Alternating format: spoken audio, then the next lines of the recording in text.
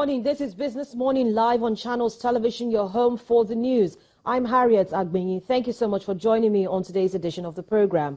Now, Nigeria's central bank rolls out new policy actions in the foreign exchange market as local and international pressure piles on the regulator to relax its tight FX policies considered harmful to the economy and, of course, the markets. In this report, Channel's business editor Bosna Mofaye highlights the key action points that the CBN outlined in the new guidelines released on Monday.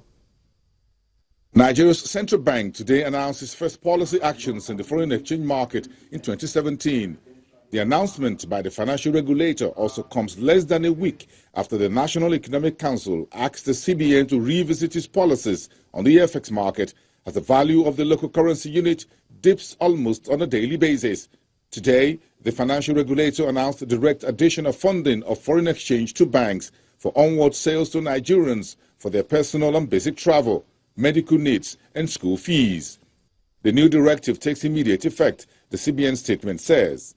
The regulator, however, stipulates that such retail transactions should be settled at a rate not exceeding 20% above the interbank market rate, which finished Monday at 305 naira and 25 kobo to the US dollar. In addition to this, the central bank also announced a significant reduction in the tenor of its forward FX sales from the current maximum cycle of 180 days to no more than 60 days from the date of transaction. This move, the CBN says, will further increase the availability of foreign exchange to all end users. As the regulator seeks to increase efficiency of the FX market that has come under intense local and international criticisms, the CBN says immediate steps are being taken to clear all unfilled orders at the interbank market, remove imposition of allocation and utilization rules on commercial banks, and implement an effective program to support the interbank market.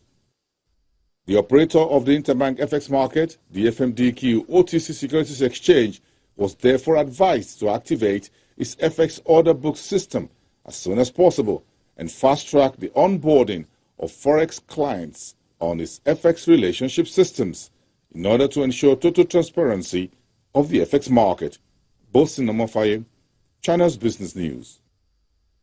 There's been a lot of reactions with regards to this particular policy that came out yesterday from across the markets, of course, to investors and other segments of the market, talking about really how efficient this new policies will be. I've got Omotola Abimbola joining me very shortly in the studio to talk about this. Omotola Abimbola is an investment analyst with AfriInvest. But let's take a look at other stories that we've got on our radar for today. A structured product summit covering over-the-counter derivatives and exchange-traded funds holds today in Lagos, Nigeria's commercial nerve center.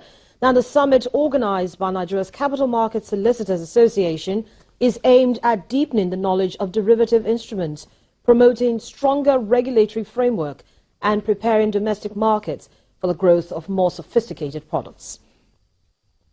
Also happening today and right about now, the FMDQ OTC Securities Exchange is admitting Forte Oil's 9 billion naira corporate bond, the first corporate bond listing this year. And later today, the Nigerian Stock Exchange will also admit Forte Oil's 9 billion naira corporate bond to trade on the NSE, and management will sound the closing gong for today. We'll get to our review of the markets in just a bit. I'll quickly run you through those numbers. We saw a kind of mixed trading, but positive numbers coming in from the Nigerian Stock Exchange, where the all-share index notched up 34 basis points on the first trading day of the week, with the all-share index now at 25,249.49. And then for the fixed income segment of the market, the bears continue to dominate the treasury bill space as well as the bonds market. Taking a quick look at the FMDQ OTC's numbers now, you notice that investors continue to favor for the treasury bills, that is basically short to medium dated bills. So the bill maturing on the 9th of March 2017 had the heaviest transactions done at the end of trading yesterday at the FMDQ OTC's market. About 243 deals with a value of 60.75 billion naira realized and a discount high of 17.40%. At the end of the day, deals came in at 1,342 with a value of 346.35 billion naira. And for the FGN bonds, of the 7 benchmark bonds traded on the FMDQ OTC's market, these are the top 4, with the bond maturing on the 22nd of January 2026 having the highest value of 14.69 billion naira recorded at the end of trade yesterday. But in terms of volume, the bond maturing on the 18th of March 2036 had the highest transactions of 41 with a price high of 76.50. 90 deals on the 7 benchmark bonds, and we had a value of 22.99 billion recorded. So back to the main story, of course, that's continued to drive conversation. Even though it's been a long time coming, it's here. And in the coming days, we're hoping that the investors, analysts, and other players in the market will give this a chance to succeed. But Omotola Abimbola, who is an investment analyst with AfriInvest, joins me now to continue this conversation on the CBN's new FX policies that were released on Monday. Good morning to you, Omotola. It's great to have you join me in the studio. So let's talk a little bit about this policy. Quite a lot has been said about it, but what do you make of it? It's been a long time coming, and I know AfriInvest has talked so much about this.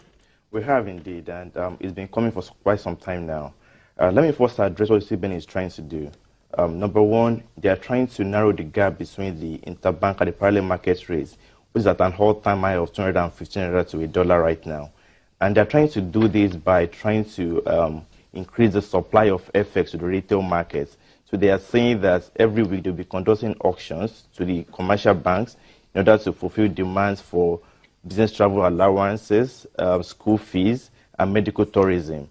And they're also trying to change the allocation system, for FX by trying to say that rather than trying to allocate 60% of FX to the manufacturing sector, banks now have the discretion to allocate the FX that they have, to different sorts of the economy. I think that's a very good move. But overall, at AfriInvest, we believe that the CBN is still trying to keep the count down the road, and they're still trying to, skate around the edges of the fundamental issues affecting the FX market at the moment. Because when you think about it, 2 years ago, CBN added 41 items to the list of items banned from the interbank market, and effectively they shifted the demand for these items to the parallel market, which are pushed the parallel market rates upward. Meanwhile, they're trying to remove just 3 items from this list of demand: BCA, school fees, and medical tourism, leaving the rest of the 41 items, still unaddressed. So the question is, how much do you think that this recent move will try to narrow the gap between the interbank rate and parallel market rates? We don't think that it's going to, lead to such significant narrowing of the gap. But Omotola, you already pointed out that this move is a welcome development because it will bring more liquidity to the system. Since, of course, now banks can begin to get more dollars because the CBN says they're going to be selling about $1 million cumulatively to the banks. And you have the Bureau de Change operators. They are still in this segment of the market. They still will be getting allocations from the Central Bank of Nigeria. So there's still more liquidity. And then, of course, you have the Forex futures, the forward futures, which has now, the transaction date has been reduced from 180 to 60 days. So you have about 2 months to plan if you want to go into that segment of the market, if you want to hedge. And it still gives you enough to plan with. You know what? I know many people are very positive about this policy, but I am. I'm willing to go on a limb here, because the fact is this: the major reason why we have such spread between interbank and parallel market rates is because autonomous supply of FX in the market dried up after the CBN, fixed the FX rates at a peg. Now, how do we get these autonomous sources back into the market? Is it by further, trying to allocate more of these cash resources to just few select sectors, or by truly trying to liberalize the foreign exchange markets and allow autonomous, autonomous suppliers of FX to get the appropriate rates for them to create the incentive, for bringing in capital importation back into the country? So by trying to increase supply in the market, CBN is only trying its best, but CBN alone cannot cater for the demand for FX in the entire economy. We need autonomous, autonomous suppliers of FX back into the market. And that includes FDIs, foreign portfolio investors, and most importantly, foreign loans as well. So if you want to, attract FPIs into the market, right, we must first address the pricing of FX in the interbank markets. That is very important. If we want to access foreign loans, we have to address the pricing of the exchange rates in the interbank markets. If we don't do this, CBN will continue to be the sole supplier of FX in the market. And no matter how much they try, they just can't do it all. But then, Omotola, you will agree that the central bank has tried to meet investors and players halfway. You have the international money transfer operators, being part of the autonomous source that you're talking about. Right. So the CBN is trying to widen the market and give everybody a chance to play without having speculators causing the kind of issues that we're having right now in this segment of the market. I agree with you to an extent, Terry, but the thing is this. There's a difference between trying to widen the market and creating a fragmented market. What we have created is a fragmented market where we have different exchange rates operating for different level of suppliers and demanders for FX. So now the CBN is now trying to even add another rate to this fragmented market by creating a separate market for those who want to go for medical tourism, BCA, and school fees. So now we now have a separate exchange rate for these classes of people. So in fact, what we are trying to do now is even create a much more fragmented market rather than creating a unified market with a unified exchange rate. And I think that that's the problem that we cannot, fully skate away. We have to address it at some point. But then if you have the banks, for instance, selling to retailers at 20% of what is obtainable at the FMDQ OTC, that's for the interbank market now, and you have that currently selling at 305 naira 25 kobo. So which means if the banks want to sell to you at 20% of what's at IFM is about 375 thereabout. So it's not really so bad. So for those who can access it, it means that you don't necessarily have to pay too much. And it also means that it's a harmonization, so to speak, of the fragmented markets and fragmented rates that you've talked about. I don't think we are harmonizing yet. And I think as long as we still have a spread of 120 naira between these new rates and the parallel market rates, there's still the incentive to round trip on this new supply of FX. But for how long do you think this would last? Because you see, yesterday, the naira to the dollar was 520. At the street rate, and 305 naira 25 kobo. We couldn't get the Bureau de Change numbers from yesterday. But you must realize that at some point, when you look at the fact that you can easily go to your bank and get at a certain amount of money, then you don't necessarily go to the street anymore to buy. And so it begins to reduce the demand, which has fueled the need for investors to go to look for these dollars where you don't have it. I like your optimism, Mariette, but we are talking about only three sources of demand, right? 3 sources of demand right now. Just 3 sources of demand. Meanwhile, we have 41 items that are in the parallel markets now, pressuring demand. I was at a conference last week and a banker confirmed this. He said the parallel market has gone from a market where you go to demand for $5,000 to $10,000 to maybe travel or something. So a market where manufacturers now go to demand for $3 million to import machinery, to import rice, to import, items that were banned initially by the central bank. So we still have this huge demand still pressuring this in the parallel market. And as long as we don't unify all the different exchange rates and allow autonomous, supply of FX to the market, we wouldn't really, have a significant narrowing of the spread between the two markets. But to be quite honest with you, I quite acknowledge the recent report by the Central Bank of Nigeria, and I think that maybe in the shorter term we might start seeing a slight moderation in the gap between the two rates. But it will not be substantial enough, and it will not create the right incentive for us to get autonomous suppliers back into the market, and that is very important. Then, Omotola, I know, of course, it's going to raise another question of for how long can the central bank sustain this? If the central bank plans to give 1 million to the banks at 375 and still sell to Bureau de Change operators, and we have our foreign exchange reserves just shy of 30, it's just above $29 billion. Correct. For how long can the CBN sustain this? I think a devaluation is in the offing. I know that we have lots of fiscal pressures biting hard right now. The government has a deficit of around 1 trillion naira to finance through foreign borrowings.